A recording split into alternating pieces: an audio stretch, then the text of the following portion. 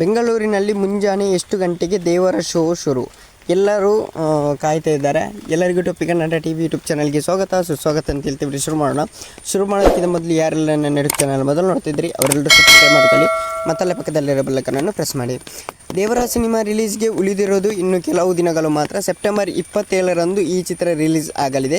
ಈ ಸಿನಿಮಾದ ಬಗ್ಗೆ ಫ್ಯಾನ್ಸ್ ಸಾಕಷ್ಟು ನಿರೀಕ್ಷೆ ಇಟ್ಟಿದ್ದಾರೆ ಅಂತಲೇ ಹೇಳ್ಬೋದು.